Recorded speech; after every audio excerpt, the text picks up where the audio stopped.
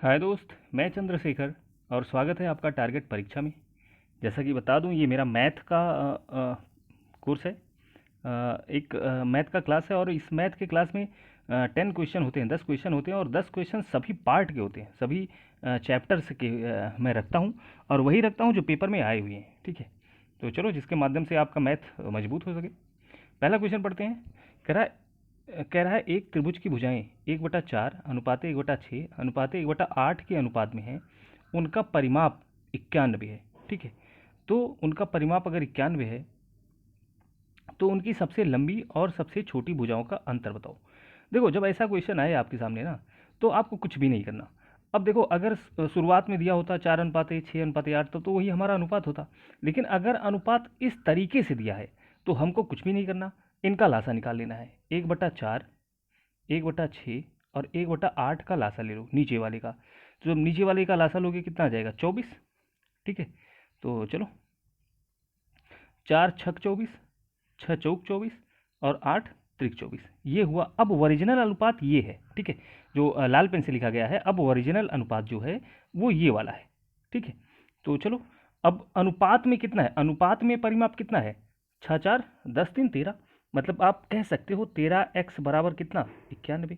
इसलिए x बराबर 7। तो x बराबर आपका क्या आ गया? 7 आ गया। क्योंकि जब 13x बराबर 91 है तो x बराबर 13×7 = 91। ठीक है, अब यहाँ पूछ रहा है कि सबसे लंबी और सबसे छोटी भुजा। देखो, सबसे बड़ी भुजा क्या है? 6। सबसे छोटी भुजा क्या है? 3। इनका अंतर ही तो पूछ रहा है, तो इनका अंतर कितना है? 3 है। तो बस 7 का गुणा किससे कर देंगे? 3 से। 7×3 = 21। आपका आंसर क्या आ गया? डी, 21। शायद आप समझ पाए होंगे। आपको बहुत अच्छा समझाया, एक बार फिर से देख लो। इस तरीके से अगर होगा तो हम सवाल को इस तरीके से सॉल्व करेंगे। ये 24 आ गया, 6 और 4 और 3 भुजाएं आ गई। तो 13x बराबर 91, x बराबर 7।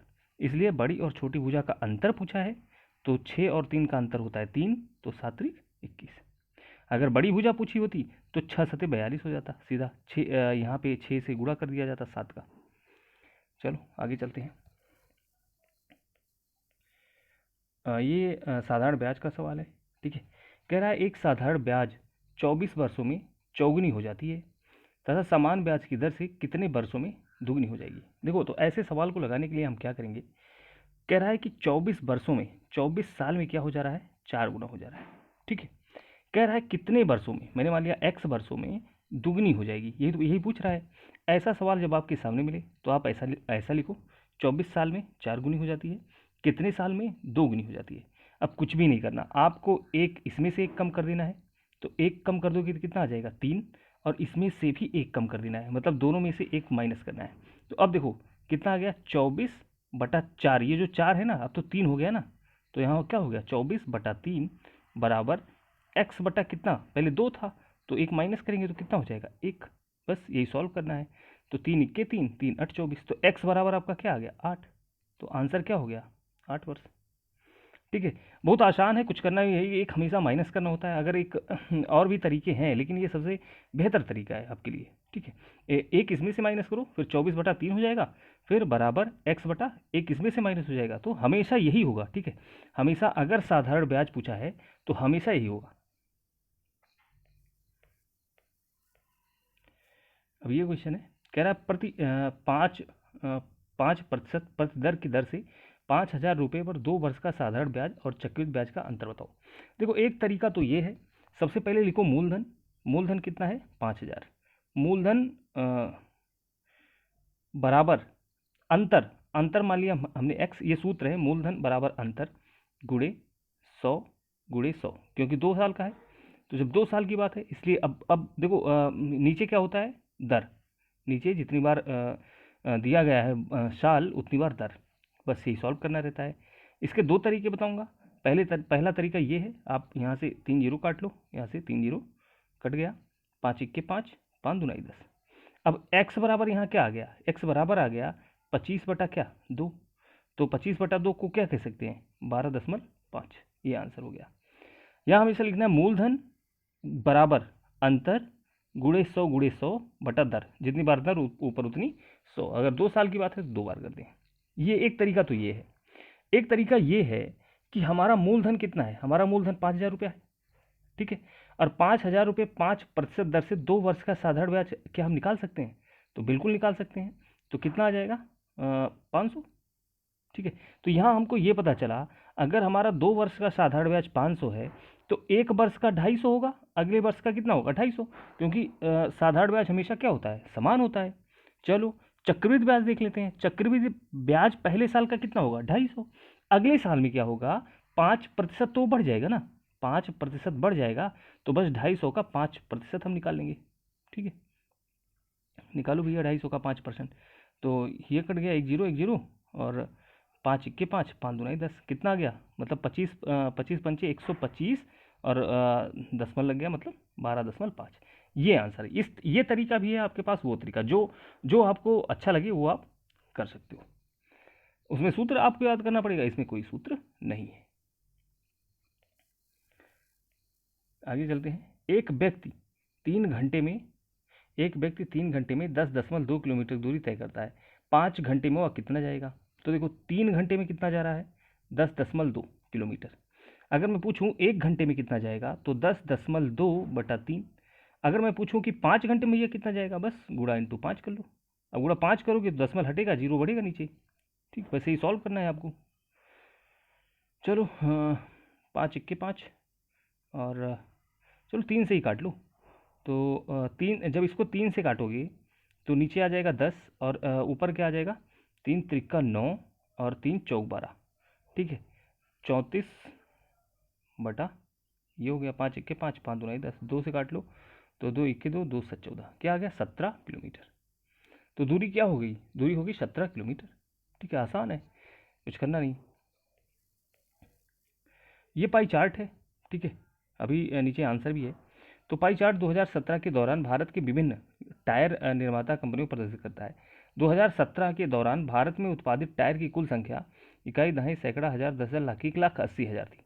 ठीक है, तो ई के टायर बनाने की क्षमता कितनी है? अब यहाँ देखो आप, यहाँ टोटल पहले इनका चयन करो, ये कितने हैं। तो मैंने देखा कि ये 100, लगभग 100 है। तो हम कह सकते हैं 18,000 जो 1,80,000 है, ये किसके बराबर है? 100 के बराबर है। ठीक है, तो बस किसका पूछा है? ई के द्वारा पूछा है। तो ई वाला कितना है? 25%। तो हम किससे गुणा करेंगे? हम इंटू 25 से गुणा कर देंगे। बस यही हमारा आंसर होना चाहिए। अब इसको आप काटना चाहो तो आराम से काट सकते हो। 25 सिक्के 25, 25 चौका 100, यहाँ से काट सकते हो। 4 चौक 16, और 2 4 पंचे 20, तो क्या आ जाएगा? 45,000 रुपया।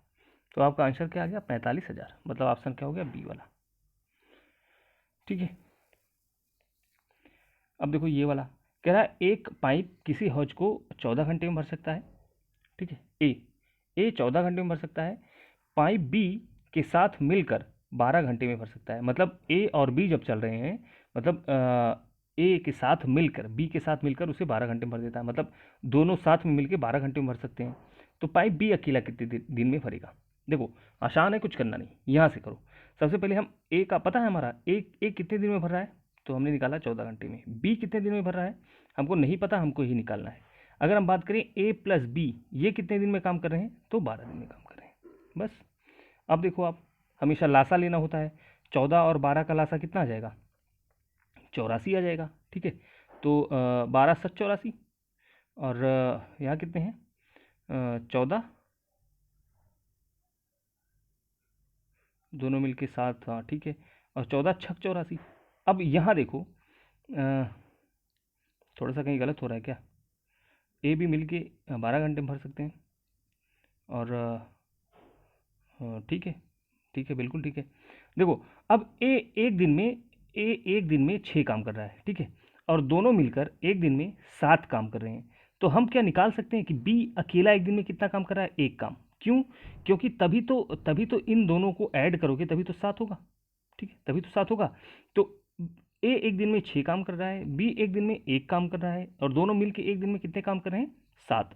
तो हमको बी का निकालना है। तो बी टोटल काम क्या होता है? लासा ही टोटल काम होता है। तो 84 काम है।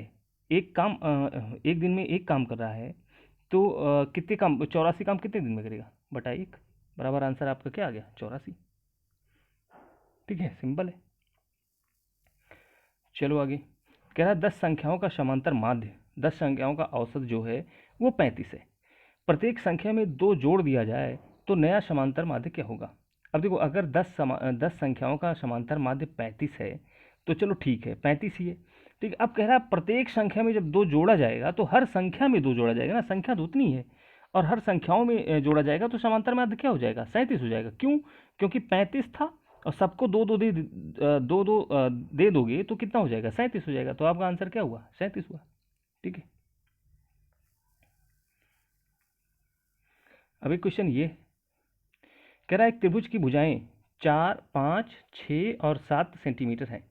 इन भुजाओं के मध्य से एक त्रिभुज बनाया गया है। इस त्रिभुज का परिमाप बताओ। देखो, ये एक त्रिभुज है, ठीक है, और जिनकी भुजा जिनके मध्य से, ठीक है, इनके मध्य से ये क्या बनाया गया है, एक त्रिभुज बनाया गया है। इस तरीके से समझ लो आप। ठीक है, तो ये पूछ रहा है कि इन त्रिभुज की भुजाओं का परिमाप, दूसरे त्रिभुज जो ये वाला त्रिभुज है लाल वाला, इनके भुजाओं का परिमाप, अगर ये 5 है, ये 6 है, ये 7 है। देखो, हमेशा जब किसी त्रिभुज के अंदर, ठीक है, जब किसी त्रिभुज के अंदर और भुजाओं के मध्य बिंदुओं को मिलाकर भुजाओं के मध्य बिंदुओं से एक त्रिभुज बनाया जाता है तो उसका परिमाप इस बड़े वाले त्रिभुज के परिमाप का आधा होता है। राइट, समझ पाए आप। यदि इनके समान, मतलब समान बिंदुओं के बीच से, मध्य से एक त्रिभुज बनाया जाता है तो बड़े वाले त्रिभुज से इसका परिमाप उसका आधा होता है। तो पहले हम निकालते हैं बड़ा वाला परिमाप कितना है भैया। तो बड़ा वाला परिमाप कितना है, 18। अब 18 का आधा होगा, मतलब कितना होगा, 9। तो छोटे वाले त्रिभुज का परिमाप क्या हो जाएगा, 9 सेंटीमीटर। ठीक है, तो इसको याद रख लो। ठीक है, इसको याद रखो ये चीज़। खैर, आगे चलते हैं। अब ये एक अच्छा सवाल है। कह रहा है एक आयत है ABCD और मध्य बिंदु को मिलाया गया है। ठीक है, एक मध्य बिंदु को मिलाया गया है। अब AB बराबर 10 सेंटीमीटर, मतलब ये वाली जो भुजा है ये 10 सेंटीमीटर है, ये वाली। ठीक है, ये वाली भुजा कितना है, 10 सेंटीमीटर। ठीक है, यदि आयत की एक भुजा 12 है, चलो हम नीचे वाला मान लेते हैं, नीचे वाला मान लेते हैं 12, मतलब ये वाली भुजा हम क्या मान लेते हैं, 12। ठीक है, आयत की एक भुजा 12 है तो ABCD का क्षेत्रफल, मतलब ये ABCD मतलब जो अंदर वाला आयत है, वर्ग है, उसका क्षेत्रफल पूछ रहा है। ठीक है, मतलब आयत है। अब देखो, यहाँ एक चीज आपको समझना है। अगर आप बताओ ये पूरा 12 है तो यहां से यहां तक की दूरी आप बता सकते हैं, 6 होगा। बिल्कुल सही है।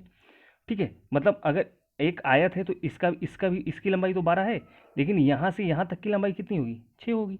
अब देखो, हमको यहाँ से यहाँ तक की लंबाई पता है और ये वाली लंबाई भी पता है, हमको ये वाली लंबाई निकाल लेनी है।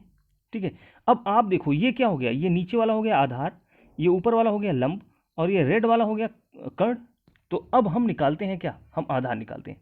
तो आधार आधार निकालने के लिए हम क्या करेंगे, हम करेंगे 10 का स्क्वायर, मतलब कर्ण का स्क्वायर होता है ना, तो 100 माइनस कितना, 36।